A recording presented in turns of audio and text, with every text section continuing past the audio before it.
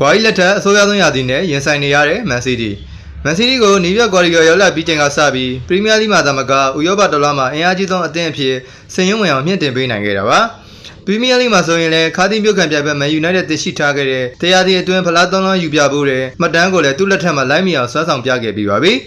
မန်စီးတီးအသင်းလိုချင်ဆုံးသောချန်ပီယံလိဆုဖလားကိုလည်းထိုက်တက်တန်တန်ဆုခူးပေးနိုင်ခဲ့ပြန်ပါတယ်ဒါရင်မကသေးပဲလင်းနဲ့ဇက်တိုက်ပရီးမီးယားလိဆုဖလားကိုကင်မြောက်ပြကပရီးမီးယားလိရဲ့ပြိုင်ဆိုင်ရှားအသင်းပွဲကိုတော့ခံယူပေးပြီးပါပြီ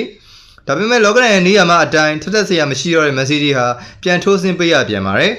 ဒါပေမဲ့အကျနိုင်တယ်လို့ပြောလို့ရပြီးဒီရာသီမှာစူဖလားတစ်လုံးတစ်လေစုခုဖို့နေနေစသာဖလားလက်မဲ့ရာသီဖြစ်သွားရင်တော့အံအားတစ်စရာမရှိတဲ့ခြေစွမ်းကိုပဲပြတ်သက်ထားခဲ့ပါတယ်အခုနောက်ဆုံးကစားကြတဲ့ Brighton နဲ့ Premier League ပွဲစဉ်မှာလည်းဥဆောင်ဂိုးတွေသွင်းနိုင်ပါလေရဲ့နှစ်ဂိုးစီတည်ရင်နဲ့ကျေနပ်ခဲ့ရပြန်ပါတယ်ဒါကြောင့်မန်စီးတီးဟာ Premier League မှာဒီရာသီပေးဂိုး40တိရှိလာပြီဖြစ်ပြီးဒါဟာနီးပြတ်ကွာရီယောလက်ထက်ပေးဂိုးအများဆုံးနှစ်ကိုရင်ဆိုင်လာရတာဖြစ်ပါတယ်အားလုံးပဲရှင်လက်ချမ်းမြေသောနေ့ရက်လေးကိုပိုင်ဆိုင်နိုင်ပါစေလို့ကျွန်တော် Sport Mauri ပေးမှာစုမုံကောင်တောင်းပေးလိုက်ပါရခင်ဗျာအားလုံးကိုကျေးဇူးတင်ပါတယ်ခင်ဗျာ